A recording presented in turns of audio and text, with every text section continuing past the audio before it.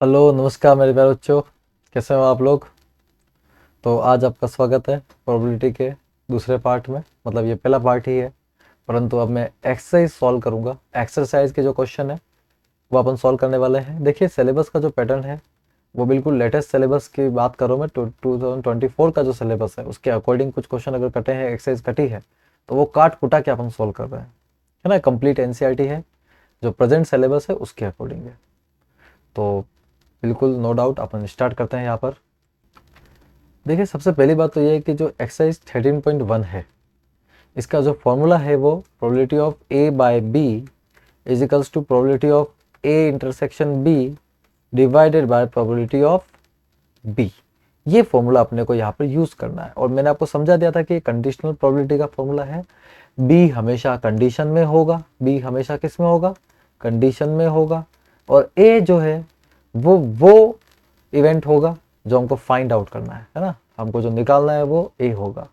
इसकी कंडीशन की जो हिंट है वो ये है कि कभी आपको गिवन डेट जो लिखा होगा उसके बाद का जो सेंटेंस है वो हो सकता है, या फिर कई बार आप इट इज़ नॉन डेट, या फिर एक सिंपल सी बात करता हूँ कि जो चीज़ आपको गिवन है, जो चीज़ आपको गिवन है वही आपकी कंडीशन होती है। कि कंडीशन दे रखी होती है तो ही तो अपन आगे सॉल्व कर सकते हैं।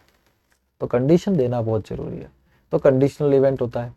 ए इंटरसेक्शन भी आपको मैं समझा चुका था लास्ट क्लास का, हो सके तो लास्ट वाला वीडियो आप जरूर देखिएगा, तो ये आपको बहुत मजा आएगा इस एक्सरसाइज करने में। लास्ट मतलब इसका जो पहला पार्ट है वो आप जरूर देखिए। तो ए इंटरसेक्शन बी की अगर मैं बात करूं तो ए इंटरसेक्शन बी जो होता है वो कॉमन होता है किस किस के अंदर?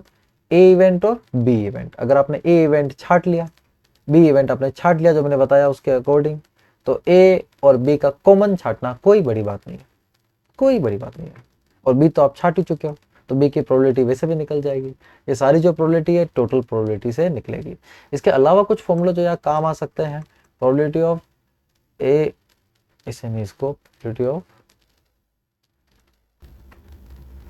तो जो फॉर्मूला है वो है probability of A union B अगर कभी आए तो probability of A plus probability of B minus probability of A intersection B. ये फॉर्मूला भी हमको ध्यान रखना है ना। ये फॉर्मूला भी इंपॉर्टेंट है। और इसमें देखो इंटरसेक्शन अपने को निकालना होगा तो इंटरसेक्शन को आप इधर ले लेना, ए इंटरसेक्शन बी। तो ये हो जाएगा probability of A plus probability of B minus probability of A union B.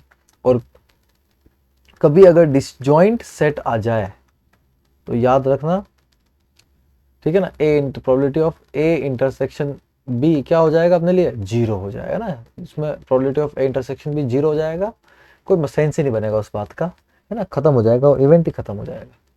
Clear है? तो ये कुछ चुनिंदा फॉर्मूले के साथ अपन इस एक्सरसाइज की शुरुआत बिल्कुल कर सकते हैं, कोई दिक्कत नहीं। चलो पहले क्वेश्चन पे अपन बढ़ते हैं।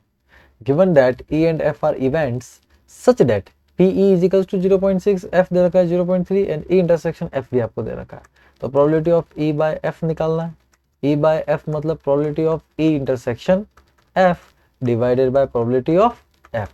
ई इंटरसेक्शन एफ क्या दे रखा है बच्चों? ऊपर देख लो भाई, ई इंटरसेक्शन एफ दे रखा है 0.2, ठीक है ना। ई इंटरसेक्शन एफ 0.2 दे रखा है, प्रोबेबिलिटी दे रखी है उसकी। और प्रोबेबिलिटी ऑफ एफ कितना दे रखा है? 0.3 दे रखा है। आंसर 2/3 आ जाएगा। वैसे ही probability of F by E निकालने के लिए भी बोल रहा है। तो एफ बाई ई का मतलब probability of F intersection E divided by probability of E. जो बाद में लिखा होगा ना वो डिवाइड में आएगा, बात आपको ध्यान रखनी है। तो मैं आपको एक बात क्लियर कर दूं, एफ इंटरसेक्शन ई और ई इंटरसेक्शन एफ का मतलब सेम ही होता है।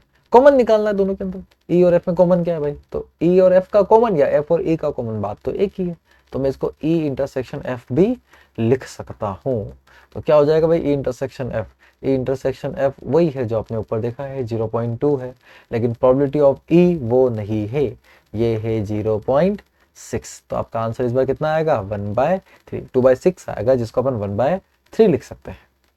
तो आपको एक छोटी सी बात है, अच्छा इसको उल्टा किया मैंने, है ना, एफ ई को मैंने ई एफ कर दिया, तो आपको यूं नहीं दिमाग लगाना कि नीचे भी एफ आ जाएगा, ऐसा कुछ भी नहीं है, ठीक है ना। ये बात ये देखो, प्रोबेबिलिटी ऑफ एफ इंटरसेक्शन ई बराबर होता है probability of E intersection F के, मतलब ये दोनों बराबर ही होते हैं, है ना। भले ही समझने की बात है, आप भले इसको ऐसे ही रहने दो, कोई दिक्कत नहीं है, लेकिन वो प्रोबेबिलिटी वही यूज करो जो उसकी है ना। एफ इंटरसेक्शन ई में वही प्रोबेबिलिटी यूज करो जो ई इंटरसेक्शन एफ की प्रोबेबिलिटी है। दूसरा क्वेश्चन है ए बाय बी निकालना है, जहाँ पे प्रोबेबिलिटी ऑफ बी आपको दे रखा है और ए इंटरसेक्शन, तो ये तो बहुत ही सीधा क्वेश्चन है। तो probability of A by B का मतलब हो जाएगा probability of A intersection B upon probability of B. तो ए इंटरसेक्शन बी आपको दे रखा है 0.32 और प्रोबेबिलिटी ऑफ बी आपको दे रखा है 0.5। ठीक है ना, तो अपन पॉइंट्स हटाएंगे तो 32/50 आएगा ना। थोड़ा पॉइंट्स की कैलकुलेशन का ध्यान रखिएगा। ठीक है, ऊपर का पॉइंट हटाएंगे तो नीचे 2 बार 0 आएंगे और ऊपर का हटाएंगे तो 1 बार ही आएगा ना, तो इसका मतलब ये 50 आ जाएगा पॉइंट हटने के बाद की बात कर रहा हूँ। फिर ये 2 की टेबल से कटेगा, 16 दूनी 32 और 25, तो 16/25 इसका आंसर आ जाएगा। ठीक है ना, ये आपका आंसर आएगा। अगला क्वेश्चन ले लेते हैं। प्रोबेबिलिटी ऑफ ए आपको दे रखा है 0.8, बी आपको 0.5 दे रखा है। ए और बी आपको ऑलरेडी दे रखे हैं। ठीक है, और probability of B by A आपको इस बार दे रखा है ना। तो probability of B by A अगर मुझे दे रखा है तो इसका मतलब शायद probability of B intersection A upon probability of A होता है, ये तो मतलब होता है। और बी इंटरसेक्शन ए हो या ए इंटरसेक्शन बी हो, कृपया कर ध्यान दे कि बात तो एक ही होती है। तो फर्स्ट पार्ट में जाते हैं इसके, अपन क्या निकालना है यहाँ पर, probability of A intersection B निकालना है। तो देखो यहाँ से probability of A intersection B क्या बता दो मुझे, कितना आएगा। Probability of B by A से आप किसको मल्टीप्लाई कर दो, प्रोबेबिलिटी ऑफ ए को, तो क्या आ जाएगा बताइए, probability of A intersection B आ जाएगा। तो बस मल्टीप्लाई कर दीजिए। ठीक है ना, तो बी बाय ए आपको दे रखा है, B by A is what 0.4 और प्रोबेबिलिटी ऑफ ए कितना है, वो है 0.8। ठीक है ना, तो आपका आंसर कितना आ जाएगा, देखो probability of A intersection B निकाल रहे हैं अपने ना, तो probability of A intersection B आपका आ जाएगा 8 चौक 32 यानी कि 0.32 आपका आ जाएगा। सेकंड पार्ट इसका निकालते हैं अपन। सेकंड पार्ट है probability of A by B पूछ रहा है, बहुत बढ़िया। Probability of A by B का मतलब ये होता है कि probability of A intersection B upon probability of B.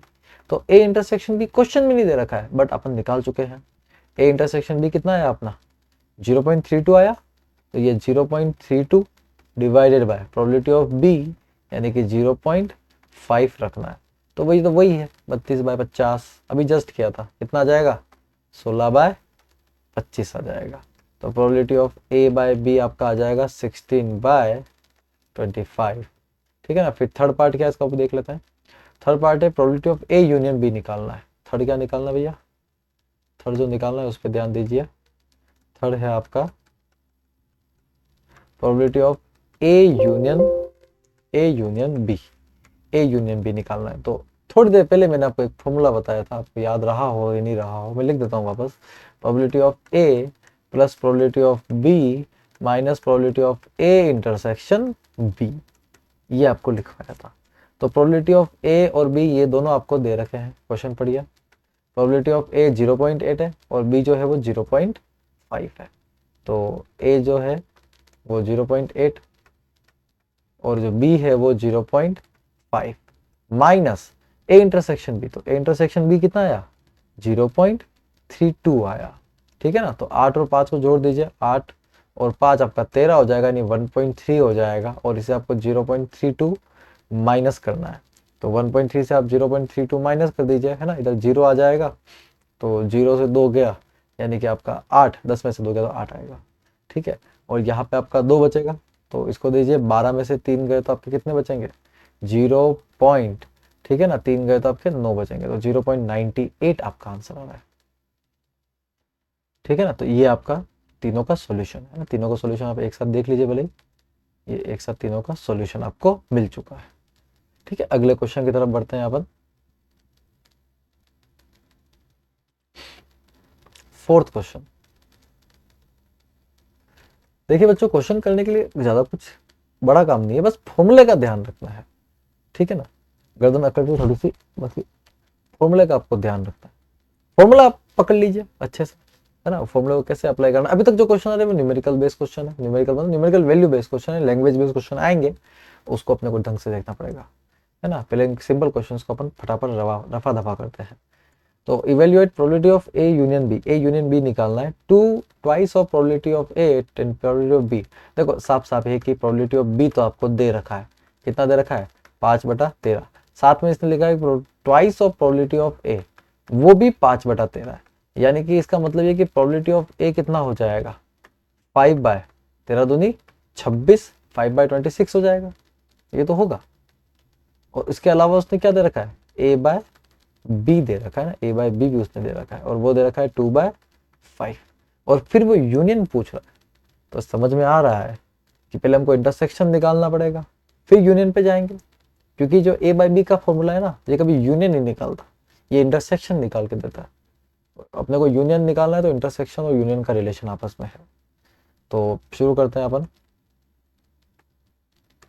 देखो probability of A by B का मतलब होता है probability of A intersection B upon probability of B.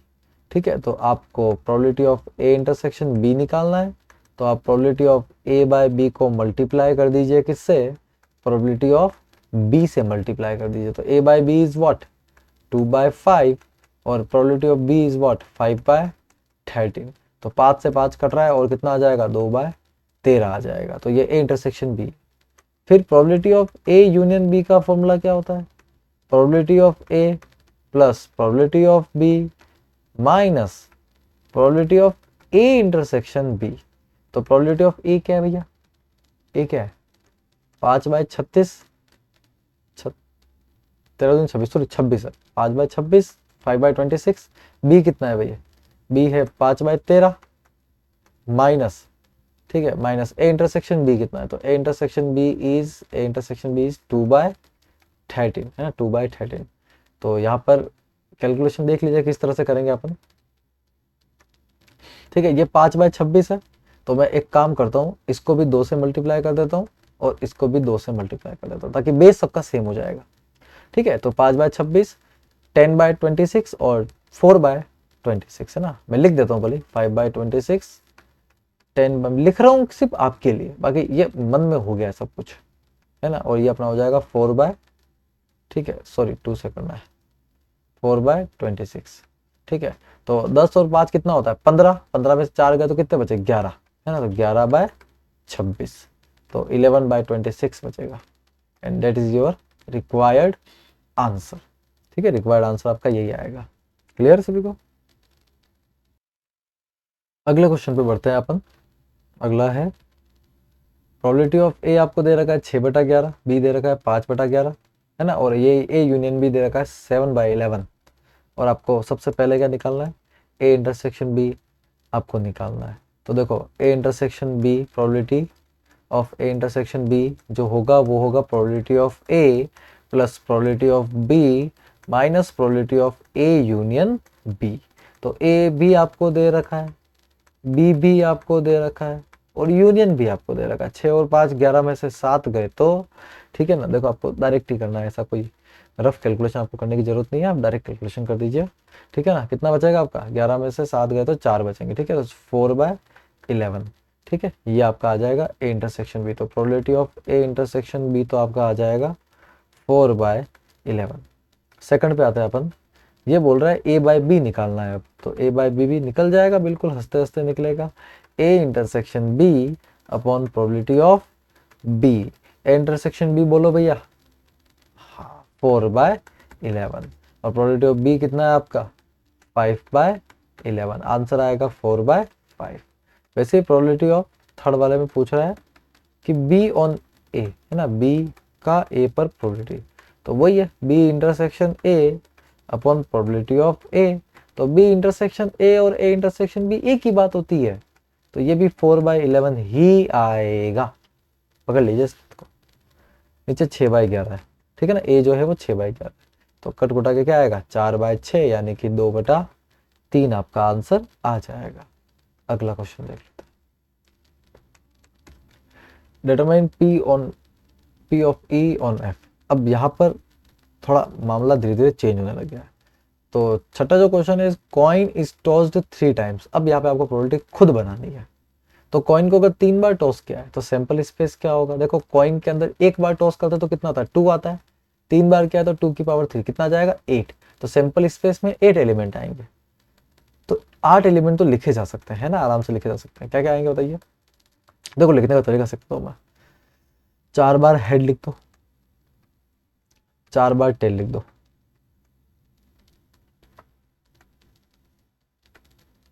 4 bar tell लिख दो, ठीक है। और उसके बाद में हेड के बाद में हेड टेल, सॉरी पहले हेड से स्टार्ट करो।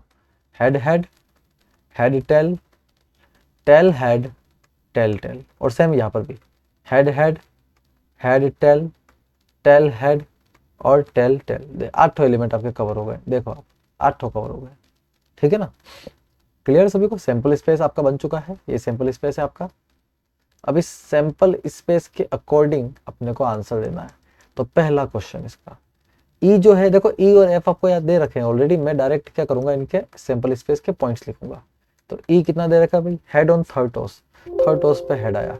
अब देखो थर्ड में हेड आपको कहाँ दिख रहा है वो बता दीजिए। एक या दिख रहा है मेरे को, एक या दिख रहा है, 2 हो गए, 3 और 4, 4 बार आ गया, ठीक है ना। तो कौन किस किस जगह है लिख देता हूँ मैं। एक तो हेड हेड हेड के टाइम पे आया है, एक हेड टेल हेड के टाइम पे आया है, एक tell head head, tail head head, और एक आया है टेल टेल हेड। ये आपका ई है। देखो ई आपको दिख गया है। एफ कितना है, हेड ऑन फर्स्ट 2 टॉस। तो फर्स्ट 2 टॉस पे हेड, फर्स्ट में आया है, सेकंड में आया है, और तो कहीं नहीं आया है। तो एक तो हेड हेड हेड है और एक हेड हेड टेल है, ये 2 है, ठीक है। तो आपको ई बाई एफ निकालना है, मतलब ई इंटरसेक्शन एफ कंपलसरी है। तो ई इंटरसेक्शन एफ भी आपको दिख रहा होगा भैया, मेरे को तो साफ साफ दिख रहा है, ठीक है ना, साफ साफ दिख रहा है। एक ही है बस, हेड हेड हेड। एलिमेंट कितने वो गिन लो बेटा, एक एलिमेंट है इसके अंदर, है ना। और एफ में कितने एलिमेंट है, 2। देखो एफ के एलिमेंट काम के होते हैं और ई इंटरसेक्शन एफ के एलिमेंट भी काम के होते हैं, क्योंकि इनसे प्रोबेबिलिटी निकाली जाती है। तो probability of E intersection F क्या होगा, तो ई इंटरसेक्शन एफ में कितने एलिमेंट है, 1 है। टोटल एलिमेंट कितने हैं यहाँ पर, 8 है। वैसे प्रोबेबिलिटी ऑफ एफ क्या होगा, एफ में कितने एलिमेंट है, 2 है। टोटल एलिमेंट कितने हैं बेटा, 8 है, ठीक है। तो यहाँ पर स्पेस थोड़ा कम पड़ गया है।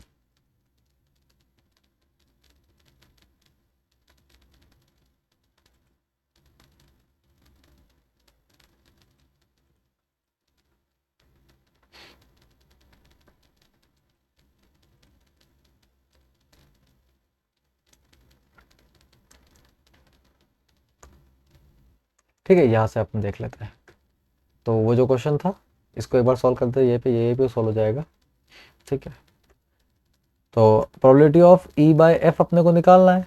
तो that is probability of E intersection F upon probability of F. तो ई इंटरसेक्शन एफ क्या है, ई इंटरसेक्शन एफ क्या है बेटा, ई intersection F is 1/8 and probability of F is 2/8 and answer is 1/2 आपका आंसर, ठीक है ना, फर्स्ट केस का। क्लियर सभी को, फर्स्ट केस का आंसर आपका यही है। इसको आप नोट कर लीजिए, कोई दिक्कत नहीं है, पॉज करके आप नोट कर लीजिएगा। अब मैं सेकंड क्वेश्चन की तरफ बढ़ रहा हूँ, ठीक है ना। जो सेकंड क्वेश्चन है वो क्या है, सेकंड क्वेश्चन जो मैं यहाँ से नोट करूंगा, सेकंड वाला क्वेश्चन, ठीक है। कलर भी चेंज कर देता है इसका। तो सेकंड क्वेश्चन है ई एटलीस्ट 2 हेड, कम से कम 2 हेड होने चाहिए। तो एटलीस्ट 2 हेड वाले कौन कौन है भाई, एटलीस्ट 2 हेड वाले ना, ये पे देख लीजिए आप, हेड हेड हेड खुद है, हेड हेड टेल है, हेड टेल हेड है, और टेल हेड हेड है। ये 4 मेरे को दिख रहे हैं ना। मैं लिख देता हूँ यहाँ पर कौन कौन सा है। एक तो हेड हेड हेड खुद है, एक हेड हेड टेल, ठीक है ना, एक हेड टेल हेड, ठीक है, head tail head, head tail head है, ठीक है, और एक tell head head,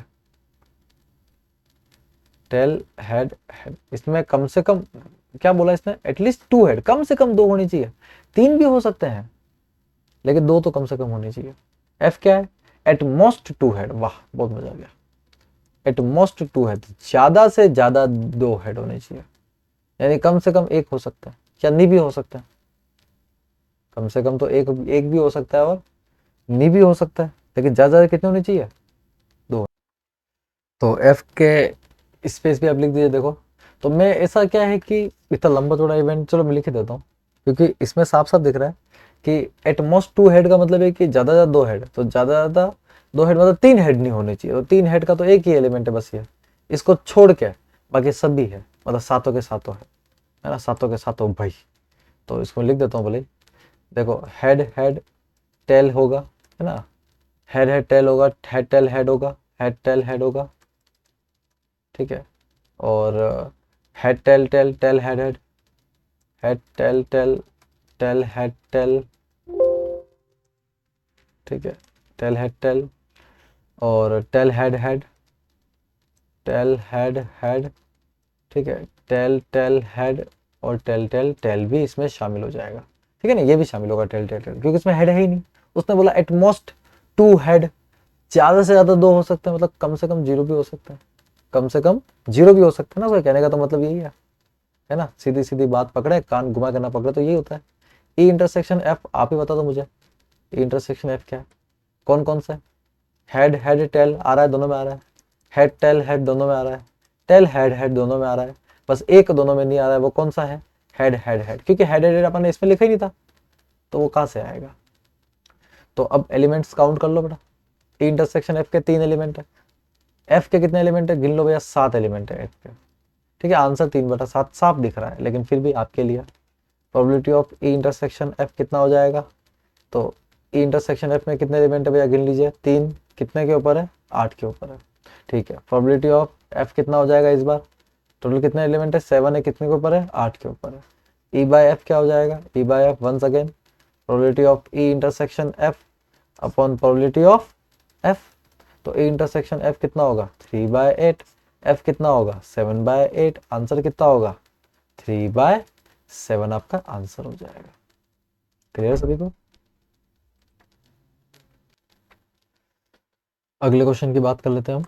third one is the at most 2 tails at least 1 tail. वाह बहुत बढ़िया।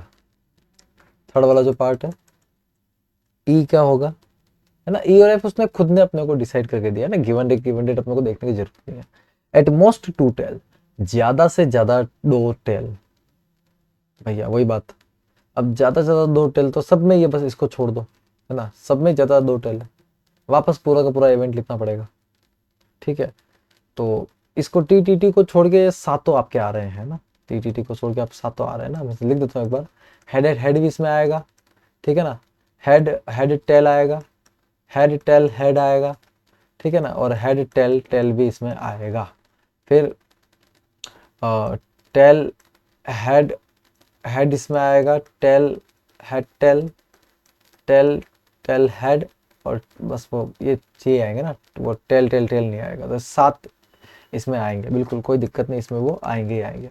एफ की बात कर लेते हैं हम, ठीक है। टेल टेल टेल को छोड़ दिया कुल्ला, एट मोस्ट 2 टेल का मतलब वही बात है ना, ज्यादा से ज्यादा 2 टेल, उससे कम तो हो सकता है, अब 2 से ज्यादा टेल, 3 टेल नहीं होने चाहिए। एफ क्या है, एटलीस्ट 1 टेल, कम से कम एक टेल होना चाहिए। अब कम से कम एक टेल होने का मतलब क्या है, कि कम से कम एक टेल कब कब आएगा, देखो कम से कम एक टेल में देखो 3 टेल तो चलेंगे, क्यों चलेंगे भैया, कम से कम एक टेल चाहिए, 3 भी चलेंगे।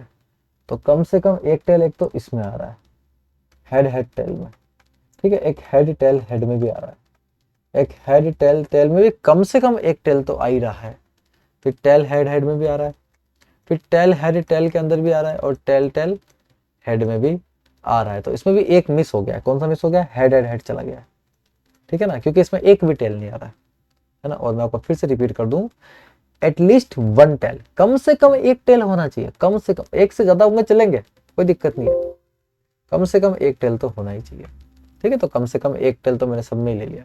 तो एफ के कितने एलिमेंट है, गिन लीजिए आप, 7 एलिमेंट है, ठीक है ना। और अब वक्त आ गया है ई इंटरसेक्शन एफ निकालने का, वक्त आपका आ गया है। तो ई इंटरसेक्शन एफ के कितने एलिमेंट है वो भी आप देख लीजिए।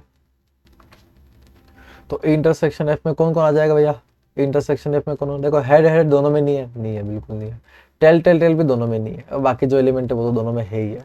आप खुद दिमाग लगा दो भाई, एक एक ही तो मिस हुआ है खाली, बाकी तो सारे आ ही रहते हैं। Head tail head, head tail tail, tail head head, आपकी खुशी के लिए लिख रहा हूँ मैं बाकी आप जानते हो कि इतना करने की जरूरत ही नहीं है, इतना करने की जरूरत नहीं है। 6 एलिमेंट है इसके अंदर। तो probability of E intersection F निकाल दीजिए आप। Probability of E intersection F क्या होगा, 6 बाय टोटल एलिमेंट कितना है, 8 है। प्रोबेबिलिटी ऑफ एफ निकाल दीजिए, एफ क्या होगा, एफ में 7 है, 7 बाय टोटल कितने आपके, 8 है। तो probability of E by F क्या हो जाएगा, वही probability of A intersection F upon probability of F. तो A intersection F is 6/8, F is 7/8, answer is 6/7, that is the answer. तो लंबा क्वेश्चन था बट इजी क्वेश्चन था, और मैं आपको क्लियर बोलता हूँ ये तरीका नहीं होता है इसको सॉल्व करने का। अरे अप्रोच से सॉल्व करो भैया, अप्रोच से इतने लंबे लंबे लिखोगे क्या?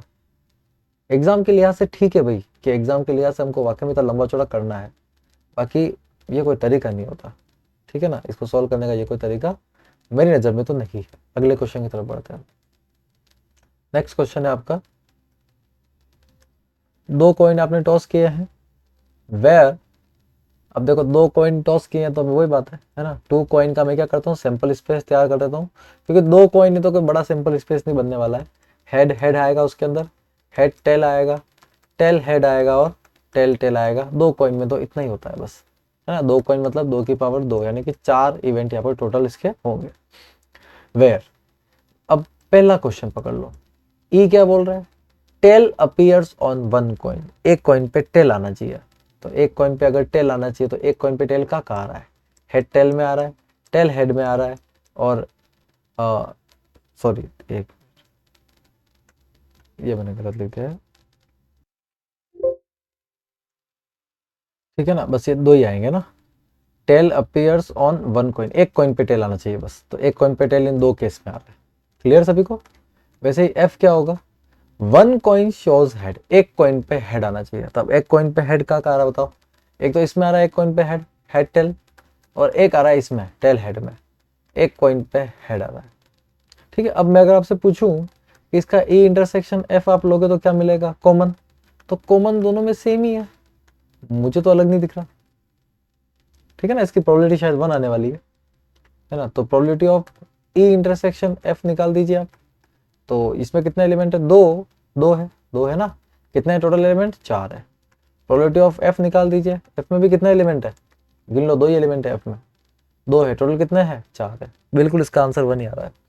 तो probability of E by F आपका कितना हो जाएगा दोस्तों, ई intersection F upon probability of F, यानी कि 2/4 और 2/4, तो आंसर 1 आ रहा है इसका, है ना। सेम डिवाइड हो रहा है, आंसर कितना आएगा, 1 आएगा, ठीक है। तो यहाँ पर अपन अगला पार्ट कर लेते हैं इसका, सेकंड पार्ट। सेकंड पार्ट ये है, नो टेल अपीयर्स, कोई टेल नहीं आएगा, no head appears.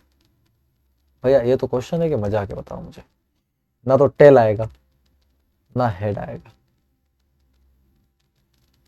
No tail appears no head appears, ठीक है ना। तो दोनों साथ में जब होंगे तब तो कुछ भी अपीयर नहीं होने वाला है, लेकिन अगर आप पर्टिकुलर एक एक को चुनोगे तो कुछ ना कुछ तो आपको मिलना ही है, ठीक है ना। ई क्या है, no head no tail appears, tail नहीं होना चाहिए ना, टेल तो टेल इसमें है, इसमें है, इसमें है, तो खाली एक ही बचा, एक ही बचा, वो कौन है, हेड हेड, ठीक है। एफ जब आप लोगे तो एफ भी बिल्कुल मजाक है, नो हेड अपीयर्स, हेड नहीं होना चाहिए, बिल्कुल नहीं होना चाहिए हेड, तो खाली टेल टेल, खाली क्या आएगा, टेल टेल। अब जब इसका इंटरसेक्शन लोगे 12 आपकी तब बचेगी, क्योंकि इसके इंटरसेक्शन में कुछ भी नहीं आएगा। तो जब इंटरसेक्शन में कुछ नहीं आएगा तो इसके इंटरसेक्शन की प्रोबेबिलिटी क्या आएगी भैया, 0। अब इंटरसेक्शन की प्रोबेबिलिटी अगर 0 है तो बेटा ई बाय एफ आंख बंद करके आप लिख दीजिए 0, कोई दिक्कत नहीं। ई बाय एफ क्या आएगा आपका, 0। हालांकि सॉल्व करके दिखा सकता हूं मैं आपको, क्योंकि ई बाय एफ क्या होता है, probability of E intersection F upon probability of F होता है। तो अगर ई इंटरसेक्शन एफ आपका 0 आ गया है तो एफ को लिख के क्या करोगे, और एफ की प्रोबेबिलिटी अगर आपको जाननी ही है तो मैं बता देता हूँ, एफ की प्रोबेबिलिटी है 1/4, है ना। लेकिन 0 आएगा आंसर, बिल्कुल निश्चिंत रहो आप। क्या सभी को क्लियर है? क्वेश्चन एक बार फिर से देख लेते हैं, ठीक है। नो हेड अपीयर्स, क्लियर सभी को, नो टेल अपीयर्स, आंसर आपका क्या आ रहा है इसके अंदर, 0 आ रहा है, ठीक है। नेक्स्ट क्वेश्चन की तरफ बढ़ते हैं हम। अगला क्वेश्चन है आपका, अ डाई इज थ्रोन 3 टाइम्स, वाह वेरी गुड, 3 बार उछाल दिया डाई को, और क्वेश्चन तो बहुत सिंपल बना दिया है, ऐसा लगता है कि ये क्वेश्चन किया हुआ है। डाई को 3 बार उछाला है तो बड़ा आप समझ ही गए होंगे ना, डाई को 3 बार उछालना मतलब क्या होता है, 6 की पावर 3, 6 की पावर 3 यानी कि 216 यहाँ पर क्या आएंगे, इवेंट आएंगे, है ना। डाई को आपने कितनी बार उछाला है, डाई को एक बार उछालते हैं तो 6 इवेंट आते हैं, 3 बार उछालेंगे तो 6 की पावर 3 हो जाएगा। ठीक है, ई क्या है, 4 ऑन द थर्ड टॉस, तीसरे टॉस पे क्या आना चाहिए, 4 आना चाहिए। तो तीसरे टॉस पे 4 तो बहुत ही लंबा चौड़ा आंसर है, मैंने ऑलरेडी एग्जांपल में क्वेश्चन करवा दिया था, लेकिन फिर भी वापस करवा देता हूँ कि 4 appears on the third toss, third toss पे 4 आना चाहिए। जैसे कि 1 के बाद में 4 आ सकता है, वैसे ही 1 2 के बाद में 4 आ सकता है, फिर 1 3 के बाद में 4 आ सकता है, ऐसे करके फिर 2 से स्टार्ट करोगे, 2 1 के बाद में 4 आ सकता है, फिर 2 2 के बाद में 4 आएगा, फिर ऐसे करके 3 1 4 4 1 4 5 1 4, फिर इस चलता ही रहेगा, ऐसे बहुत लंबा चौड़ा है। तो एक 1 के साथ में ऐसे 6 इवेंट आएंगे, 6 कैसे आएंगे, 1 1 4 1 2 4 1 3 4 1 4 4 1 5 4 1 6 4। ठीक है, तो 6 हो गए ना आपके। तो वैसे 2 के साथ में 6 आएंगे, 3 के साथ में ऐसे तो 36 आएंगे ना, इसको समझ रहे, तो 36 इवेंट आएंगे ना, लेकिन काम का नहीं है, एक ही कैलकुलेशन कोई काम की नहीं होती। एफ क्या है बेटा, 6 और 5 appears respectively on first 2 toss, पहले 2 टॉस पर 6 और 5 तो आना ही चाहिए, तो 2 6 और 5 तो फिक्स हो गया। अब तीसरा क्या हो सकता है, तीसरा 1 हो सकता है, तीसरा 2 हो सकता है, तीसरा 3 हो सकता है, 3 हो सकता है, तीसरा 4 भी हो सकता है ना, 5 और 6 भी हो सकता है, 6 और 5 सॉरी 6 5 और 6 हो सकता है। तो यहाँ पर जब मैं ए इंटरसेक्शन एफ निकालूंगा तो ए इंटरसेक्शन एफ बड़ा मजेदार है, 6 और 5 जो है ना उस पे 6 और 5 आपका फर्स्ट 2 टॉस पे आ जाना चाहिए, है ना, और थर्ड पे 4 आना चाहिए। तो 6 और 5 फर्स्ट 2 पे आना चाहिए और थर्ड पे क्या आना चाहिए, 4 आना चाहिए। तो ये तो एक ही है, वो कौन है, 6 5 और 4, यही तो है अपना। तो प्रोबेबिलिटी ऑफ ए इंटरसेक्शन भी लगे हाथ निकाल दीजिए। ए इंटरसेक्शन एफ की प्रोबेबिलिटी क्या हो जाएगी, लगे हाथ 1/216। यही पे प्रोबेबिलिटी ऑफ एफ की बात कर लेते हैं, एफ की प्रोबेबिलिटी क्या होगी भैया, तो एफ में कितने एलिमेंट है, 6 एलिमेंट है, एफ में कितना है 6, तो ये कितना होगा 6/216। फिर probability of E by F अगर आपको निकालना है तो probability of E by F कितना हो जाएगा, ई बाय एफ अपना हो जाएगा, इस क्वेश्चन में एग्जैक्टली नहीं दिया हुआ है क्या निकालना है, एक बार देखना पड़ेगा क्वेश्चन वापस।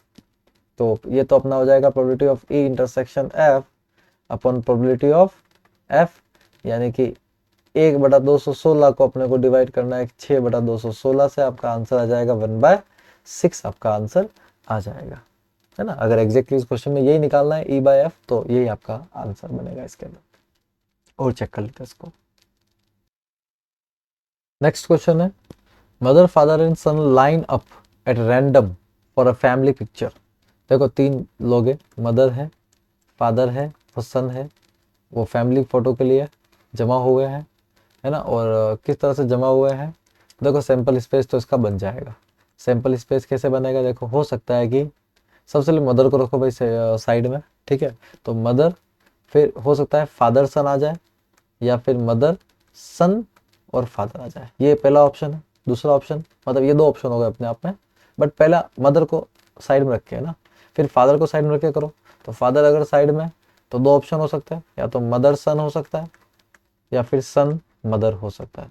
फिर सन को साइड में रखो तो फादर मदर हो सकता है, या फिर मदर फादर हो सकता है ना, ये इसके इवेंट हो सकते हैं। टोटल 6 दिख रहे हैं मुझे यहाँ पर, 6 आपके क्या हो जाएंगे इसके अंदर, सैंपल स्पेस के इवेंट हो जाएंगे। ठीक है, आगे बढ़ते हैं अपन। ई यहाँ पर क्या बोल रहा है, सन ऑन वन एंड, एक एंड पे सन होना चाहिए। तो गिन लो कहाँ सन एक एंड पे आ रहा है। देखो ऐसे क्वेश्चन जो है इनको तो जितना हो सके अपने को सैंपल स्पेस बना के ही करना है, जो बिल्कुल ही अजीबोगरीब क्वेश्चन है, क्योंकि ये ऐसे आइडिया सभी होंगे भैया, सैंपल स्पेस बनाना पड़ेगा इनके लिए, है ना। आइडिया से हो जाएंगे अगर दिमाग बहुत तेज चलता है तो, बाकी सैंपल स्पेस की जरूरत है। तो सन एट वन एंड, एक एंड पे सन होना चाहिए। सन पहले वाले में सन एक एंड पे ही है, दूसरे वाले में नहीं है, तीसरे में है, चौथे में नहीं है, पांचवें में है और छठे में है। मतलब 1 2 3 और टोटल 4 है ना। मैं लिख देता हूँ, मदर फादर सन हो सकता है, ठीक है ना, फादर मदर सन हो सकता है, सन फादर मदर और सन मदर फादर, ठीक है ना, ये 4 आपके ऑप्शन है। फिर एफ लिख दीजिए, एफ क्या है, फादर इन द मिडिल। तो फादर जो है मिडिल में होना चाहिए। तो फादर मिडिल में कहाँ कहाँ है देख लीजिए, मदर फादर सन, ठीक है, और एक सन फादर मदर, ये 2 ही दिख रहे हैं मेरे को यहाँ पे ऑप्शन में, है ना, 2 ही दिख रहे हैं जिसमें फादर मिडिल में है, father is in middle, father middle में है। तो एफ कितनी बार है बेटा, 2 बार है। अब ई इंटरसेक्शन एफ भी निकाली तो लगे हाथ। तो ई इंटरसेक्शन एफ मेरे को तो खाली एक ही दिख रहा है, मदर फादर सन और son father mother, son father mother, mother father son, मतलब दोनों ही आ रहे हैं। मदर फादर सन भी आ रहा है और सन फादर मदर भी इसमें आ रहा है। ए इंटरसेक्शन एफ में आपके दोनों ही आ रहे हैं। ठीक है, तो ए इंटरसेक्शन एफ के अंदर भी कितने एलिमेंट है, 2 एलिमेंट है। तो अब प्रोबेबिलिटी निकालना शुरू कीजिए बेटा। ठीक है, probability of E intersection F is basically 2 by, total कितना है 6 है। वैसे ही probability of only F is also 2 by 6, answer 1 है बेटा। तो probability of E by F क्या होगा, E by F is E intersection F by F से डिवाइड होता है, तो 2 बाय 6 को डिवाइड करना है किससे, 2 बाय 6 से, आंसर आपका 1 आएगा। इस केस में भी आपका आंसर कितना है, 1 है। क्लियर है सभी को, आंसर आपका 1 है। बहुत बढ़िया, अगले क्वेश्चन की तरफ बढ़ते हैं।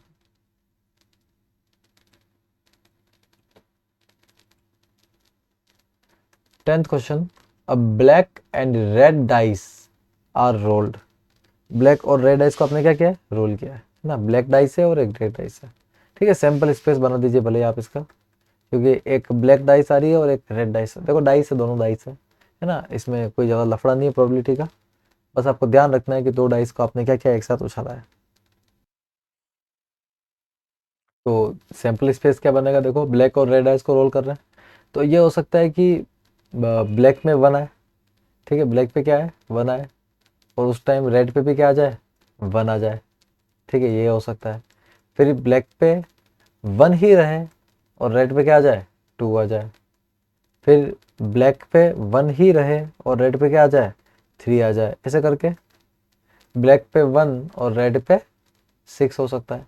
अब ये मैंने एक ही लिखा है, मैं सारे नहीं लिखने वाला हूँ, पर आप समझ गए होंगे कि इसका नेक्स्ट वर्जन क्या हो सकता है कि ब्लैक पे 2, फिर रेड पे 1, एंड आगे प्रोसीड कर जाएगा। फिर ब्लैक पे 3 और रेड पे 1, और ये लास्ट तक जाएगा, है ना, ब्लैक पे 2 रेड पे 6, ये भी ब्लैक पे 3 रेड पे 6। ठीक है, इस तरह से चलता रहेगा।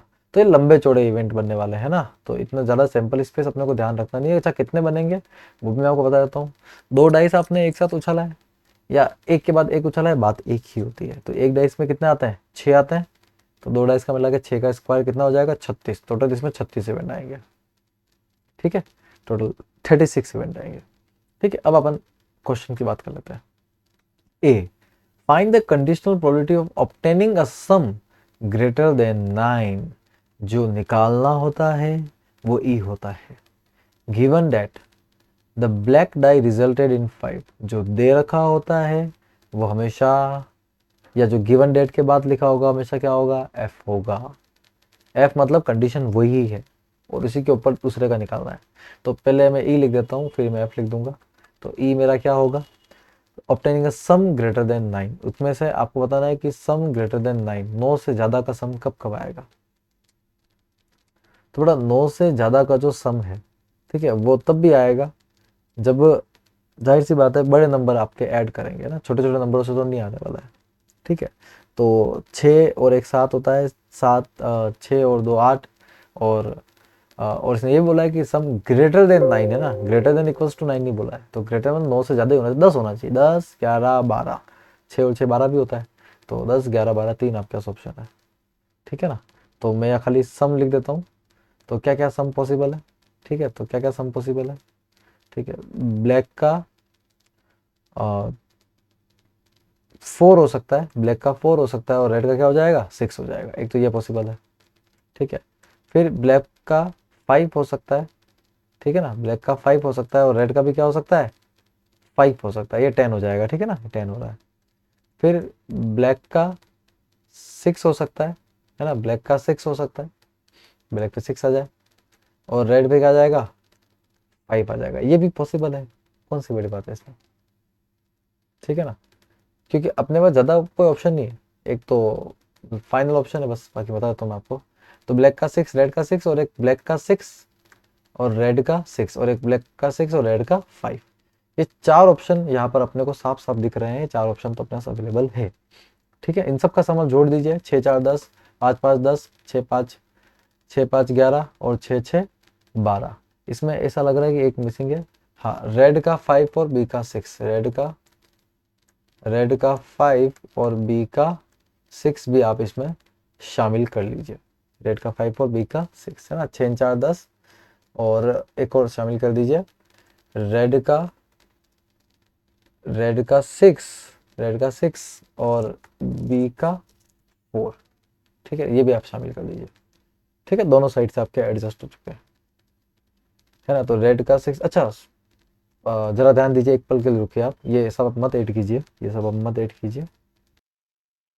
ये सब करने की बजाय आप इसको सिंपल तरीके से देखते हैं अपन, इस तरह से नहीं लिखते अपन, सिंपल तरीके से लिखते थोड़ा सा, ताकि पकड़ में आवे ना, ये बहुत ज़रूरी है। कोई एलिमेंट क्या मिस ना हो जाए, बहुत ज़रूरी है, एलिमेंट मिस नहीं होना चाहिए। ठीक है,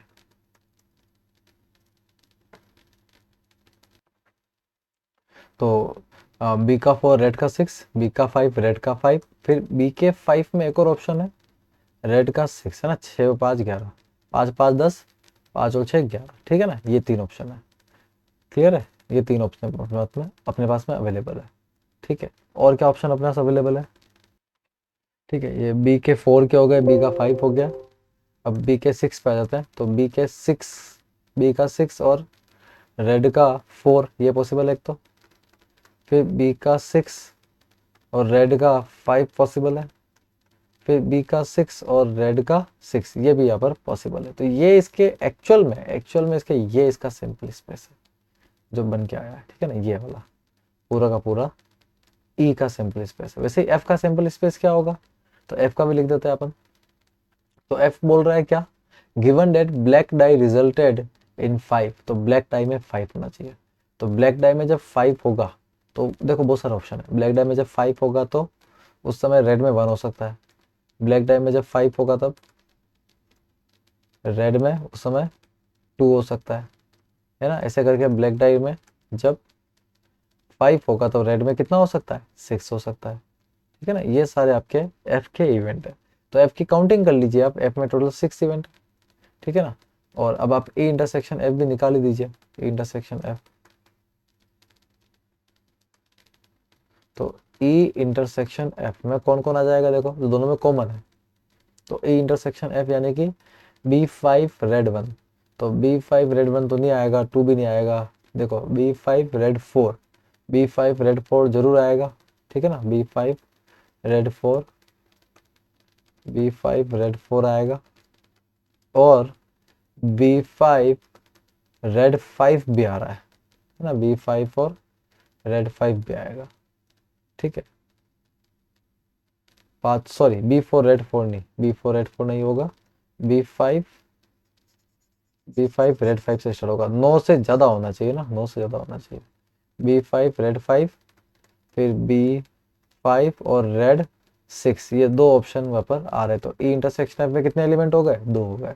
तो probability of E intersection F कितना हो जाएगा, 2 बाय, अब टोटल इवेंट कितने हैं 36, 2 बाय 36।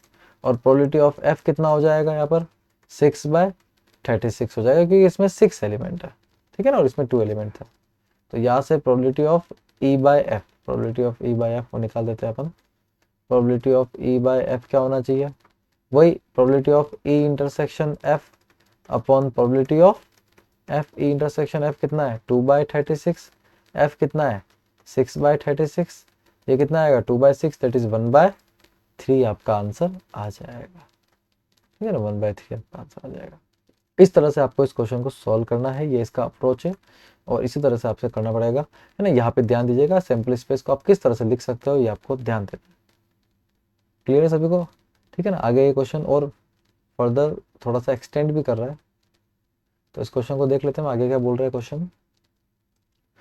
सेकंड है, बी पार्ट है इसका, तो बी पार्ट को अलग पेज पे सॉल्व करते हैं।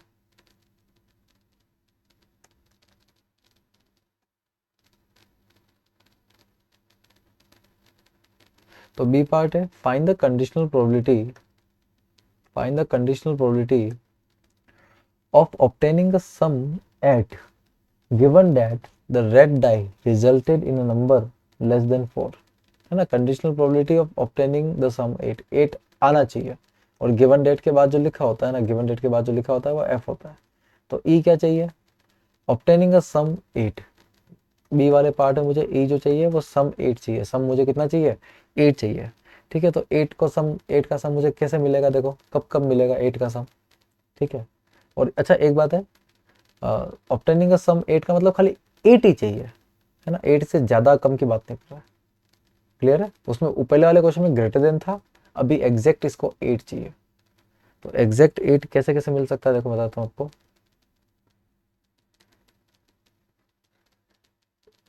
देखो ब्लैक पे 1 और रेड पे 6 तक तो नहीं मिला ना, 6 और 1 7 होता है ना, लेकिन 6 और 2 8 होता है, तो 2 से स्टार्ट करेगा। तो ब्लैक पे 2 हो, रेड पे कितना हो 6, तो 2 के तो ये एक ही ऑप्शन है, 2 का एक ही ऑप्शन है। ठीक है, अब 3 के कितने ऑप्शन हो सकते हैं भाई, तो ब्लैक पे 3 हो तो रेड पे 5 होगा, तो आ जाएगा ना, 5 और 3 कितना होता है आपका 8 होता है। ठीक है, तो 3 के ये ऑप्शन है ना, और इसके अलावा 3 का और कोई ऑप्शन यहाँ पे मुझे नजर नहीं आ रहा है। 8 चाहिए एग्जैक्ट, है ना। फिर 4 का क्या ऑप्शन है, जब बी 4 होगा तो रेड भी उस टाइम कितना हो जाएगा 4 हो जाएगा, ये भी ऑप्शन चलेगा। फिर जब 5 आएगा बी 5, तो रेड उस टाइम कितना हो सकता है 3 हो सकता है, रेड 3 हो सकता है बिल्कुल। ठीक है, और एक लास्ट, जब बी आपका 6 हो जाएगा, तब क्या हो सकता है, रेड आपका 2 हो जाए, है ना। इन सबका सम जो है वो 8 ही आ रहा है, इन सबको आप देख सकते हो, सबका सम कितना आ रहा है 8 आ रहा है। ठीक है, तो ई अपने को मिल चुका है, वैसे ही अब एफ लिख दीजिए बेटा, एफ क्या होगा। तो क्वेश्चन क्या था कि जो रेड डाई है resulted in a number less than 4, red die में 4 से कम आना चाहिए। तो 4 से कम जो है वो तो 1 2 3 होता है, वो तो क्या होता है 1 2 3 होता है। इसका मतलब जब ब्लैक 1 होगा तो रेड क्या हो सकता है 1 हो सकता है, रेड 2 हो सकता है, और रेड 3 हो सकता है। ऐसे ही जब ब्लैक 2 होगा तब भी रेड 1 2 3 होगा, जब ब्लैक 3 होगा, लिख देता हूँ एक और मैं लिख देता हूँ, ब्लैक जब 2 होगा तो भी रेड क्या होगा 1, और रेड 2, और ब्लैक 2 में रेड 3। तो कुल मिला के 1 2 3, क्योंकि क्वेश्चन क्या बोला भाई, क्वेश्चन तो पढ़ो भाई, resulted in a number less than 4, resulted in number less than 4, 4 से कम आने चाहिए, resulted in number less than 4। ठीक है ना, तो 4 से कम, तो और 4 से कम किसकी बात कर रहा है, रेड डाई की, रेड डाई में 4 से कम आना चाहिए। तो ब्लैक डाई का लफड़ा नहीं है, रेड डाई का है। तो मैं एक एग्जांपल देता हूँ कि देखो बी 1 हो सकता है, बी 2 हो सकता है, ऐसा करके बी 3 4 5 6 तक जाएगा, और हर एक के अंदर 3 है, तो टोटल एलिमेंट कितने हो जाएंगे बताओ मुझे, टोटल एलिमेंट कितने हो जाएंगे, एक में 3 है और 6 तक जाएगा, तो 6 इंटू 3 होगा, कितने हो गए 18 एलिमेंट हो गए, 18 हो गए ना। और एग्जैक्ट टोटल एलिमेंट कितना है, तो टोटल 36 एलिमेंट है। तो प्रोबेबिलिटी ऑफ एफ में यही निकाल रहा हूँ, प्रोबेबिलिटी ऑफ एफ क्या हो जाएगा बेटा 18 बाय 18 एलिमेंट है टोटल, 18 बाय कितना एलिमेंट है टोटल 36, है ना। तो ये सब तो ठीक है भाई, अब ई इंटरसेक्शन एफ भी निकाल ही दो। तो ई इंटरसेक्शन एफ की बड़ी स्ट्रॉन्ग शर्त है, क्या है वो शर्त, कि जो सम है वो 8 होना चाहिए ना, सम 8 होना चाहिए, और 3 से कम रेड होना चाहिए। तो आप है ना ये पकड़ लो कि रेड 3 से कम कहाँ कहाँ आ रहा है। ठीक है, सॉरी 4 से कम, 4 से कम है, 4 से कम था शायद, हाँ 4 से कम था।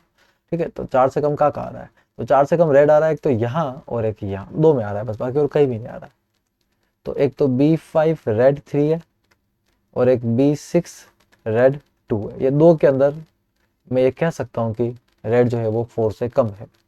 और इनका सम कितना है एग्जैक्टली, इनका सम कितना है एग्जैक्टली, इनका सम 8 है ना, 5 और 3 8, 6 और 2 8। तो कहने का मतलब ये कि मुझे पूरा सेम पूरा ये ना इसे पूरा इवेंट लिखने की जरूरत नहीं है। ठीक है, पूरा सेट बनाने की जरूरत नहीं है, थोड़ी बुद्धि लगा के अपन पता कर, कि कॉमन तो निकालना है, पूरा सेट बना के करना क्या है, एलिमेंट गिनने हैं मुझे तो, और कॉमन निकालना है बस, और कॉमन के एलिमेंट गिनने हैं। तो जितना मुझे चाहिए उतना मिल जाए, बुक वाले भी यही चाहते हैं, एग्जामिनर भी यही चाहते हैं कि आपको इतना आना चाहिए, कोई नहीं चाहता कि आप पूरा सेट लिखो।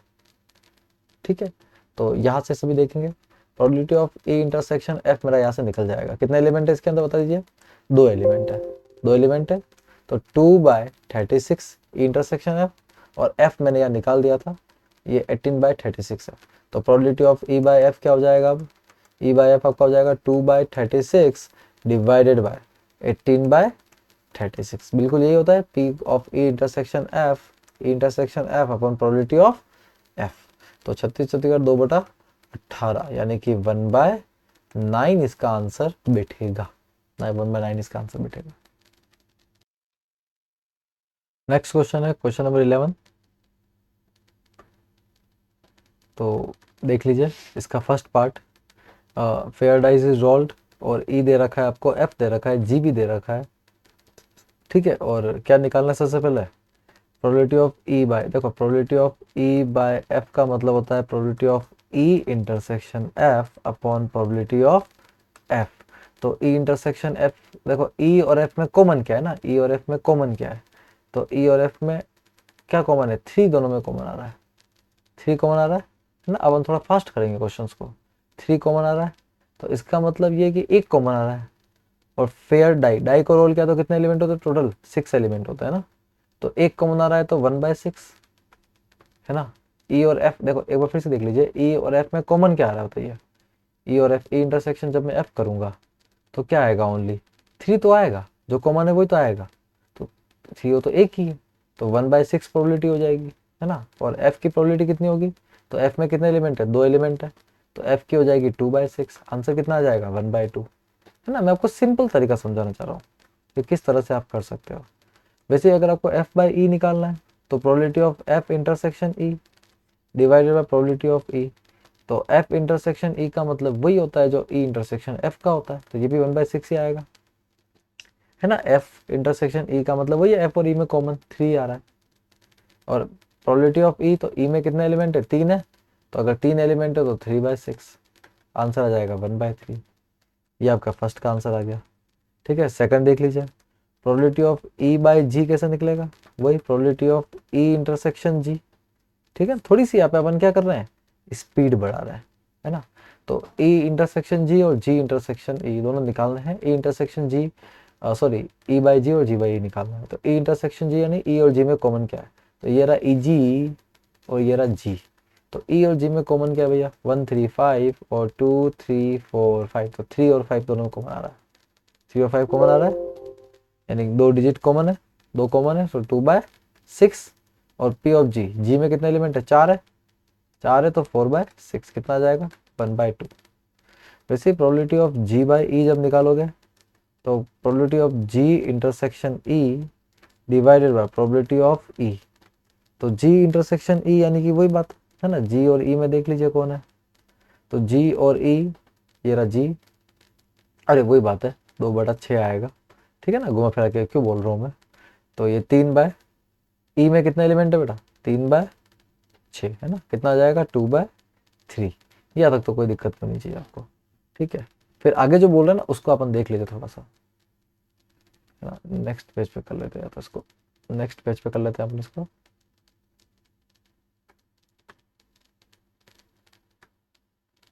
जो सी वाला पार्ट है उसमें आ जाते हैं। देखो probability of E union F by G निकालना है ना, probability of E union F by G आपको निकालना है, तो वो क्या होगा, probability of E union F का intersection G divided by probability of G, ये होगा है ना। तो ई यूनियन एफ का इंटरसेक्शन जी, मतलब पहले तो आप ई यूनियन एफ निकालिए, ठीक है, और उसका जी से इंटरसेक्शन कीजिए, तो ई यूनियन एफ कितना आएगा, तो 1 2 3 5, 1 2 3 5, 1 2 3 5, ये अपना ई यूनियन एफ आ जाएगा, ठीक है। और जी क्या था अपना, तो जो जी है उसमें कौन कौन से एलिमेंट है, जी है 2 3 4 5, 2 3 4 5, तो दोनों में जो कॉमन है वो क्या है, दोनों में जो कॉमन है वो है 2 3 और 5, 3 एलिमेंट कॉमन है। अगर 3 एलिमेंट कॉमन है तो कॉमन कितना हो जाएगा 3/6 है ना, टोटल 6 है ना, इसलिए 3 एलिमेंट कॉमन तो 3/6। और प्रोबेबिलिटी ऑफ जी कितना है, तो जी में कितने एलिमेंट है, टोटल 4 है, तो 4/6, आंसर कितना आएगा 3/4। बहुत बढ़िया। वैसे probability of E intersection F, अब देखो ई इंटरसेक्शन एफ निकालो, ई और एफ में कॉमन क्या है, तो ई और एफ में कॉमन क्या है भैया, ई और एफ में खाली एक ही चीज कॉमन है, वो क्या ना है 3 है ना, एक ही एलिमेंट है बस, ठीक है ना, एक ही एलिमेंट है। तो अब probability of E intersection F पे जी का निकालना है ना, तो वो क्या होना चाहिए, probability of E intersection F intersection G, है ना, ये होगा divided by probability of G. अब देखो इसका मतलब क्या है, तीनों में कॉमन है ना, ई एफ और जी तीनों में कॉमन, यहां से भी देख सकते हो तीनों में कॉमन क्या है, जो ई में भी हो, एफ में भी हो और जी में भी हो। तो ई एफ और जी तीनों में कॉमन 3 है, तीनों में कॉमन कौन है, 3 है। तो एक एलिमेंट कॉमन है तो 1/6, और जी के अंदर कितने एलिमेंट है, 4 है, तो 4/6। आंसर कितना आ जाएगा, 1/4 आपका आंसर आ जाएगा। तो इस तरह से यहाँ पर मैंने इस क्वेश्चन को थोड़ा फास्ट तरीके से किया है ना, एक एक को मैंने लिखा नहीं है, इतना लंबा चौड़ा मैंने नहीं लिखा है, एक एक को लिख सकते थे, ठीक है, पर इतना स्लोली एक एक को नहीं लिखा है अपन ने। और ये बहुत सिंपल क्वेश्चन है, आप आराम से कर सकते हो, थोड़ा तसल्ली से आप देखोगे तो उससे हो जाएगा, ठीक है ना। अगले क्वेश्चन की तरफ अपन बढ़ते हैं। Assume that each born child is equally likely to be boy or girl। वही आ गया सिंपल स्पेस गर्ल बॉय का। If a family has 2 children, 2 बच्चे, यानी कि boy boy, girl boy, boy girl, boy girl और गर्ल गर्ल, 4 ऑप्शन हो सकता है। What is the conditional probability that both the girls given that, देखो क्या पूछ रहा है, कंडीशनल प्रोबेबिलिटी बोथ द, दोनों गर्ल्स होनी चाहिए, दोनों गर्ल्स मतलब ये जी जी है ना, ये अपने को पूछ रहा है, क्या किस पे पूछ रहा है, given that the youngest is a girl, 2 part में डिवाइड हो रहा क्वेश्चन यहाँ से, ठीक है। The youngest is a girl, जो छोटा वाला है ना वो गर्ल है, तो छोटा वाला गर्ल होने का मतलब ये है कि गर्ल बाद में आई है, तो यंगेस्ट इज अ गर्ल। अब यंगेस्ट इज अ गर्ल में क्या हो सकता है, देखो ये तो बॉय गर्ल, बॉय पहले आ गया, गर्ल बाद में आई, तो गर्ल यंग है, ठीक है ना, या फिर गर्ल और गर्ल, है ना, गर्ल और गर्ल होगी तो एक गर्ल तो यंग होगी होगी उसके अंदर, बाय डिफॉल्ट है, अपने आप ही श्योर है। तो ई इंटरसेक्शन एफ कितना आएगा भैया बता दीजिए, इसका एक ही आ रहा है, जी जी आ रहा है ना। तो बेटा यहाँ से सीधा मैं क्वेश्चन करता हूँ, क्या बोल रहा है, ई बाय एफ निकालना, तो ई बाय एफ कितना होगा, वही probability of E intersection F upon probability of F. तो ई इंटरसेक्शन एफ में कितने एलिमेंट है, एक एलिमेंट है, तो 1/4, फिर टोटल कितने एलिमेंट है, 4 है, इसमें इसमें 1 एलिमेंट है, ठीक है। और प्रोबेबिलिटी ऑफ एफ, एफ में कितने एलिमेंट है बेटा, 2 एलिमेंट है, यानी कि 2/4। आंसर कितना आ गया, 1/2, है ना। अब ज़्यादा लंबा लंबा खींचना नहीं है इसको, 1/2 इसका आंसर होगा। सेकंड वाला पार्ट आप देखिए, एटलीस्ट 1 इज अ गर्ल, कम से कम एक गर्ल लड़की होनी चाहिए, है ना। अब एटलीस्ट 1 इज अ गर्ल का मतलब क्या है कि, अच्छा एफ के बारे में बात करा ना, ई तो वही अभी भी, ई अभी भी क्या है, गर्ल और गर्ल, क्योंकि जो निकालना है वो सेम ही है, बट कंडीशन चेंज कर रहा है। एटलीस्ट 1 इज गर्ल, कम से कम एक लड़की होनी चाहिए, तो कम से कम एक लड़की कब कब आ रही है, गर्ल बॉय में आ रही है, बॉय गर्ल में आ रही है, और गर्ल गर्ल में एक लड़की तो कम से कम आ ही रही है। तो एफ इस बार कितने एलिमेंट लेके आ गया बेटा, 3 लेके आ गया। और इस बार जब मैं ई इंटरसेक्शन एफ निकालूंगा तो उसमें अभी भी जी जी ही आएगा, मतलब एक ही एलिमेंट आएगा। तो जब मैं यहाँ पर ई बाय एफ निकालूंगा वंस अगेन, तो probability of E intersection F upon probability of F, same formula use करेंगे अपन, सेम फॉर्मूला, ठीक है ना। तो ई इंटरसेक्शन एफ क्या होगा बेटा, फटाफट ई इंटरसेक्शन एफ क्या होगा, यहाँ से देखो 1/1 कितने एलिमेंट है, 4 है, ठीक है ना।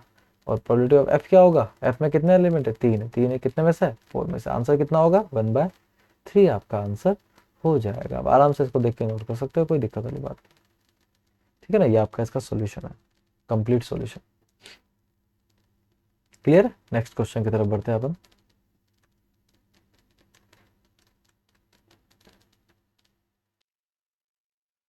अगला क्वेश्चन है, N instructor has a question bank consisting of 300 easy true false question, 200 difficult true false question, 500 easy multiple choice question and 400 difficult multiple choice question. If a question is selected at random from the question bank, what is the probability that it will be easy question? देखो ई और F निकाल दीजिए आप सबसे पहले, ई और F क्या है, what is the probability that it will be an easy question है, easy question चाहिए भैया इनको, easy, टफ क्वेश्चन तो करना नहीं भाई, इजी क्वेश्चन चाहिए। गिवन डेट, गिवन डेट के बाद वाली कंडीशन होती है, it is a multiple choice question, MCQ question होना चाहिए वो, ठीक है ना। एमसीक्यू में इजी, देखो यार मैं एक बात बोलूँ ना, अप्रोच, मेरा अप्रोच क्या था कि ई पे है ना, एफ पे ई है ना, ई निकालना है on F, E on F. तो ई जो है वो इजी है ऑन एमसीक्यू। तो एमसीक्यू में इजी कितने, देखो 500 easy multiple choice question, 500 question है। और एमसीक्यू कितने टोटल, 500 और 400 कितने, 900। तो 500 है कितने में से, 900 में से आंसर कितना आ जाएगा, 5/9, ये इसका आंसर आ जाएगा। अब ये इसका आंसर है, पर इतना जल्दी कैसे आ गया भाई, अजीब लग रहा होगा आपको। तो आपको अजीब लगेगा बिल्कुल, है ना। इसको तो तरीके से करते हैं अपन, है ना, इतना जल्दी अपन इसको निपटाते नहीं है, ठीक है, थोड़ा सा तरीके से कर लेते हैं, ठीक है। तो देखो मेरी बात सुनो, इसने क्या किया है, सबसे पहले तो ट्रू फॉल्स के क्वेश्चन यहाँ पे रखे हैं, और एक इसने रखा है एमसीक्यू के क्वेश्चन। तो ट्रू फॉल्स के इसने कितने क्वेश्चन रखे हैं, तो ट्रू फॉल्स में एक इजी है और एक क्या है, डिफिकल्ट है ना, इजी और डिफिकल्ट। एमसीक्यू में भी क्या है, एक इजी है और एक क्या है, डिफिकल्ट है। तो ट्रू फॉल्स में जो इजी है वो 300 है, और जो डिफिकल्ट है वो 200 है। एमसीक्यू में जो इजी है वो 500 है, और जो डिफिकल्ट है वो 400 है। तो सबसे पहले टोटल अपने पास में कितना आ रहा है, ठीक है। तो सबको जोड़ दीजिए, 300 400 500, 500 500 1000 और 1400 आ रहा है। टोटल कितने आ रहे हैं, 1400 क्वेश्चन अपने पास में आ रहे हैं। अब इसके अंदर आपका जो ई है वो इजी क्वेश्चन हो जाएगा। तो ई कितने आ जाएंगे, देखो इजी क्वेश्चन में कितना आ जाएगा, 300 + 500, ये आपके इजी क्वेश्चन है, ठीक है ना। 300 + 500 कितना हो जाएगा, 800 हो जाएगा। एफ कितना हो जाएगा आपका, जो एमसीक्यू क्वेश्चन है, तो एमसीक्यू कितना है, 500 और 400, 500 + 400, तो एफ आपका कितना हो जाएगा, 900 हो जाएगा। तो एफ तो आपको मिल चुका है 900, ठीक है ना। ई इंटरसेक्शन एफ कितना होगा, तो देखो अब यहाँ पे आप थोड़ा सोचिए कि ई इंटरसेक्शन एफ का मतलब ये कि उसमें ई यानी कि इजी क्वेश्चन होना चाहिए, और एफ यानी कि एमसीक्यू होना चाहिए। तो एमसीक्यू में इजी कितना है, 500, तो ई इंटरसेक्शन एफ कितना है, 500। ये किसी काम का नहीं है, ऊपर जो ई लिखा ना किसी काम का नहीं है। ई इंटरसेक्शन एफ कितना है, 500 है। तो भैया फॉर्मूला बच्चा बच्चा जानता है, E/F, है ना, probability of E intersection F. तो probability of E intersection F क्या होगा भैया, ये होगा 500 बटा कितना टोटल है, क्वेश्चन है 1400 है। प्रोबेबिलिटी ऑफ एफ क्या होगा भैया, ये होगा 900/1400, डिवाइड कर दो। तो E/F मतलब probability of E intersection F यानी कि 500/1400 डिवाइडेड बाय 900/1400, ठीक है ना। यहाँ भी वही आंसर आएगा, अलग नहीं आएगा, ठीक है। तो कितना हो जाएगा, देखो 1400 कट जाएगा, 500/900 यानी कि 5/9, है ना। तो ये तरीका हो सकता है कि आपको ज़्यादा ठीक लगा हो, कोई दिक्कत नहीं है, पर वो जो तरीका है ना वो अप्रोच है भैया, ये अप्रोच है, समझो मेरी बात को, ये अप्रोच है। अप्रोच से आंसर तुरंत आएगा, और मेथड तो मेथड है भैया, मेथड तो आपका आंसर देगा, मना नहीं कर रहे, बट वो अपने तरीके से देगा, ठीक है ना। और ज़्यादा इजी क्या रहता है, अगर आप मुझसे पूछोगे, मेथड इजी रहता है बेटा, क्योंकि बच्चे अप्रोच अप्लाई नहीं कर सकते, बच्चे मेथड अप्लाई कर सकते हैं। तो आपके लेवल पे अगर आप देख रहे हो ना, तो आप ध्यान रखो, आपके लिए मेथड ज़्यादा मायने रखता है, अप्रोच मायने नहीं रखता है। पर अगर आप कंपटीशन एग्जाम की तैयारी कर रहे हो, हाई लेवल पे जाना चाह रहे हो, तो भैया अप्रोच भी मायने रखता है, बहुत ज़्यादा मायने रखता है ना। अगले क्वेश्चन की तरफ बढ़ते हैं अपन। अगला क्वेश्चन है, given that the two numbers appearing on throwing two dice are different, find the probability of the event the sum of the numbers on the dice is 4, ठीक है। तो यहाँ पर सबसे पहले अपन क्या करते हैं, ई और एफ लिख देते हैं। तो ई अपने लिए क्या होगा, है ना, जो फाइंड आउट करना था वो ई होता है। तो find the probability of the event the sum of the number on the dice is 4, sum जो है वो 4 होना चाहिए। तो सम इज 4, तो सम 4 कब कब होता है डाइस के अंदर, देखो डाइस मतलब डाइस को 2 बार उछाल रहे, तो 6 का स्क्वायर 36 इवेंट है ना, ये तो आप दिमाग में फिट कर लीजिए, पहले भी बता चुका हूँ मैं, इसलिए मैंने इसको डिस्कस नहीं किया, ठीक है ना। सैंपल स्पेस भी मैंने इसका नहीं बनाया, क्योंकि सैंपल स्पेस आप जानते हो डाइस का 1 1 1 2 1 3 चलता रहता है ना। तो अपन सीधा अपन क्या कर रहे हैं बेटा, सीधा ई लिख रहे हैं, है ना। बाकी सैंपल स्पेस वगैरह बना के भी आप कर सकते हो। तो ई कितना होगा, है ना, सैंपल स्पेस मैंने नहीं बनवाया, कि पहले बनवा चुका हूँ मैं। तो ई कितना होगा भैया, ई कितना होगा, sum of the numbers on the dice is 4, 4 कब कब आएगा भाई, 4 आएगा 1 3 पे आ जाएगा वो, 1 3 पे आ जाएगा, ठीक है ना। 2 2 पे भी 4 आता है, ठीक है, और एक 3 1 पे 4 आ जाएगा, है ना, 1 3 पे आ जाएगा, 2 2 पे और 3 1 पे। इनके अलावा और कोई आपको दिख रहा तो होता ही, तीन ही है, जीरो तो आता नहीं इसके अंदर, तो ये तीन जगह पर क्या आ जाएगा, 4 आ जाएगा। अब एफ क्या है, एफ भी लिख दीजिए। अच्छा एफ क्या है भैया, तो गिवन डेट के बाद जो लिखा होता है ना वो, अब गिवन डेट स्टार्टिंग में लिखते तो क्या हो गया, गिवन डेट के बाद जो लिखा है वो कंडीशन है, तो गिवन डेट के बाद क्या लिखा है, two numbers appear on throwing two dice are different. अब डिफरेंट नंबर होने चाहिए, तो बट देखो यार मैं एक बात बोलता हूँ कि डिफरेंट नंबर मतलब कि वन के साथ वन नहीं आएगा, वन के साथ क्या आएगा, टू आएगा, फिर वन के साथ थ्री आएगा, वन के साथ फोर आएगा, वन के साथ फाइव आएगा, वन के साथ सिक्स आएगा, सब आएगा, बस वन के साथ वन नहीं आएगा। वैसे ही समझो, बुद्धि लगाओ, टू के साथ टू नहीं आएगा, थ्री के साथ थ्री नहीं आएगा, फोर के साथ फोर नहीं आएगा, फाइव के साथ फाइव नहीं आएगा, ऐसे ही चलेगा। ठीक है, टू वन तो आएगा, टू टू नहीं आएगा, फिर टू थ्री आ जाएगा, क्योंकि डिफरेंट होनी चाहिए। तो ऐसे क्या आपको आइडिया लग रहा है कितने एलिमेंट लिखाए जा रहे हैं, सोच के देखो। One one one two one three वाली जो सीरीज है उसके अंदर से वन वन गायब हो गया, अगली सीरीज से टू टू गायब हो गया, फिर थ्री थ्री, फिर फोर फोर, फिर फाइव फाइव, फिर सिक्स सिक्स, 6 एलिमेंट गायब हो गए। 36 में 6 गए तो कितने बचे बेटा, 30 एलिमेंट तो बचे ना, तो 30 बच रहे हैं। ई इंटरसेक्शन एफ निकाल दो बेटा, है ना, ई इंटरसेक्शन एफ, ई और एफ में कॉमन, तो कॉमन देखो सम जिसका 4 आए, तो देखो इसमें ई और एफ का कॉमन होने का मतलब है कि ई की कंडीशन भी लगेगी और एफ की भी लगेगी। तो ई की कंडीशन ये है कि सम 4 होना चाहिए और एफ की कंडीशन है कि अलग अलग होना चाहिए। तो सम 4 इन तीनों का है लेकिन अलग अलग, तो ये तो सेम आ गया टू टू, तो टू टू को छोड़ के बाकी जो दो है वो इसके पार्ट बन जाएंगे, यानी कि 1 3 और 3 1, यानी इसमें कितने एलिमेंट आ गए बेटा, 2 एलिमेंट आ गए।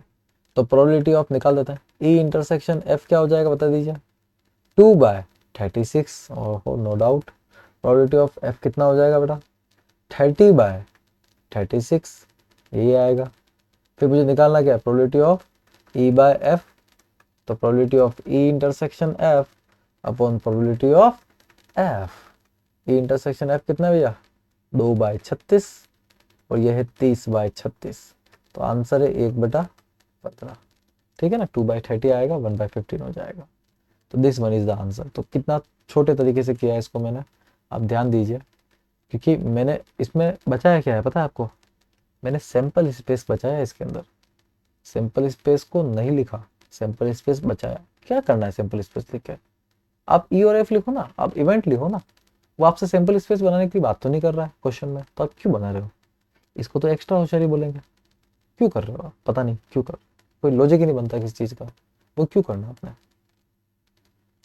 अगले क्वेश्चन की तरफ बढ़ते हैं अपन। Consider the experiment of throwing a die, if a multiple of 3 comes up, throw the die again, and if any other number comes, toss a coin। तो ये बोल रहा है, देखो यार सैंपल स्पेस आपको बनाना पड़ेगा, ठीक है ना, क्योंकि अजीब सा क्वेश्चन है। Toss a coin, find the conditional probability of the event, the coin shows a tail given that at least one die shows a 3। ठीक है, तो कंडीशन वगैरह सब कुछ दे रखी है, फिर सैंपल स्पेस अपन डिजाइन कर लेते हैं इसका। तो ये बोल रहा है कि थ्रोइंग का डाई का एक्सपेरिमेंट है, अगर 3 का मल्टीपल है, 3 के मल्टीपल 2 ही है, 3 और 6, डाइस के अंदर 2 ही मल्टीपल है 3 के, वो है 3 और 6। थ्रो अ डाई अगेन, मतलब अगर 3 और 6 आता है तो डाई को वापस थ्रो करो। तो देखो मैं समझाता हूँ आपको, 3 आएगा तो आप डाई को वापस थ्रो करोगे, आप डाई को वापस थ्रो करोगे तो कुछ भी आ सकता है, 1 2 3 4 5 6, तो 3 पे 1 आ सकता है, 3 पे 2 आ सकता है, 3 पे 3 आ सकता है, 3 पे 4, 3 पे 5 और 3 पे 6 आ सकता है। सिमिलरली 6 के मल्टीपल भी ले लो, 6 पे 1, सॉरी 3 के मल्टीपल में 6 को ले लो, 6 पे 2, 6 पे 3, 6 पे 4, 6 पे 5 और 6 पे 6 आ सकता है। तो ये तो वो है जब मल्टीपल ऑफ 3 काम करेगा, लेकिन आगे ये बोल रहा है throw a die again and if any other number comes, कोई दूसरा नंबर अगर आया, कोई दूसरा नंबर अगर आता है, टॉस अ कॉइन, तो दूसरा नंबर क्या आ सकता है, मतलब 1 आ सकता है, तो कॉइन टॉस करना पड़ेगा। तो कॉइन टॉस करेंगे तो हेड आएगा या फिर टेल आएगा, तो 1 पे हेड या टेल आ जाएगा। सिमिलरली 2 पे भी हेड या टेल आ जाएगा। सिमिलरली 3 को तो हटा दो, 4 पे भी क्या आएगा, हेड या टेल आ जाएगा। ठीक है ना, वैसे ही 5 पे भी क्या आएगा, हेड या टेल आ जाएगा, और 6 को तो आपको लेना ही नहीं है। ठीक है, तो ये इसका सिंपल, इसमें गिन लो इसमें कितने एलिमेंट है। 1 2 3 4 5 6 7 8 9 10 11 12 13 14 15 16 17 18 19 20 है इसमें एलिमेंट है। ठीक है ना। अब मैं आपको एक बात क्लियर कर दूं, इसके एलिमेंट किसी काम के नहीं है, आपने गिन भी लो तो कोई मतलब नहीं है। ठीक है, क्योंकि यहाँ पर आपने डिफरेंट डिफरेंट इवेंट को लिया है, तो आपको ध्यान इस बात का रखना है कि इसके जो प्रोबेबिलिटी आप बनाओगे वो प्रोबेबिलिटी सटीक होनी चाहिए भैया। और उसको निकालने का तरीका वो मैंने आपको उस एग्जाम्पल में भी समझाया था, यहाँ पे वापस समझा दूंगा, मुझे कोई दिक्कत नहीं है। ठीक है ना, तो शुरू करते भाई। अब ई और एफ लिखो। अब आप क्या करो भैया, ई और एफ लिखो। तो ई लिखो पहले। Find the conditional probability event the coin shows a tail. Coin को क्या लिखना है बेटा, कॉइन को क्या शो करना है, टेल शो करना है। तो कॉइन को अगर टेल शो करना है तो टेल कहाँ कहाँ शो हो रहा है भैया, देख लीजिए। 1 पे टेल शो हो रहा है ना, 1 पे हो रहा है, 2 पे टेल शो हो रहा है, 3 पे टेल हो रहा है, 4 पे टेल हो रहा है। ठीक है, सॉरी 3 पे टेल नहीं हो रहा है, सॉरी हवा में निकल गया वो तो। 3 पे टेल नहीं हो रहा है, ठीक है ना, 3 तो उसमें आ जाएगा। ठीक है, 3 जब आ रहा है तब वो टेल नहीं दे रहा है, सॉरी। 4 पे टेल आ रहा है, ठीक है, 1 पे आ रहा है, 2 पे आ रहा है, 4 पे आ रहा है, और 5 पे टेल आ रहा है। ठीक है ना, ये 4 पे आपका टेल आ रहा है, ये अपना ई हो गया। एफ क्या है, coin shows a tail given that at least 1 die shows a 3। एटलीस्ट एक डाई क्या आनी चाहिए, 3 दिखानी चाहिए। तो एटलीस्ट एक डाई 3 दिखाने का मतलब है कि 3 के तो सारे आ गए भाई, 3 के तो सारे आ गए ना यार। 3 1 आ गया, 3 2 आ गया, 3 3 3 4 3 4 3 5 और 3 6 तो आ ही गया। ठीक है, इसके अलावा दो और कौन कौन से आ जाएंगे। ठीक है, एक और यहाँ भी देखो और का 3 आ रहा है, ये देखो 3 आ रहा है 6 पे 3। तो बस एक और आ रहा है, सॉरी दो नहीं, एक और आ रहा है बस, है ना। एक और आ रहा है, उसको भी ले लेते हैं, 6 पे 3। ठीक है, ये गिन लो आप, है ना। एफ के कितने एलिमेंट हो गए, 1 2 3 4 5 6 7, 7 एलिमेंट है ना। तो अब ई इंटरसेक्शन एफ निकाल दो भाई। ई इंटरसेक्शन एफ भी चाहिए, देखो ई और एफ निकाल दिया मतलब ई बाई एफ निकालना है आपको। तो ई इंटरसेक्शन एफ, तो भाई या तो कुछ कॉमन नहीं आ रहा है, नथिंग नथिंग नथिंग मत लिख के आना एग्जाम में, 5 लिख के आ जाना। ठीक है, ई इंटरसेक्शन 5 है, तो probability of E intersection F क्या हो जाएगा भैया, 0 हो जाएगा। कई बार पहले भी डिस्कस कर चुके हैं, ये तो बहुत ही इजी क्वेश्चन बन गया। सोचा कि बहुत टफ क्वेश्चन बनेगा, लेकिन नहीं बन पाया। Probability of E intersection F अगर 0 है बेटा, तो आपको कुछ सॉल्व ही नहीं करना है। Probability of E by F भी क्या आएगा, 0 ही आएगा। नहीं समझे, अरे भैया ई बाई एफ की प्रोबेबिलिटी क्या होगी, probability of E intersection F upon probability of F. तो ई इंटरसेक्शन एफ तो 0 हो गया ना भाई, है ना, तो आंसर तो 0 आ जाएगा। तो इसका आंसर 0 आ गया है। अच्छा क्वेश्चन बन सकता था, लेकिन एनसीईआरटी वालों ने नहीं बनाया। ठीक है ना, मजाक बना के रख दिया क्वेश्चन का।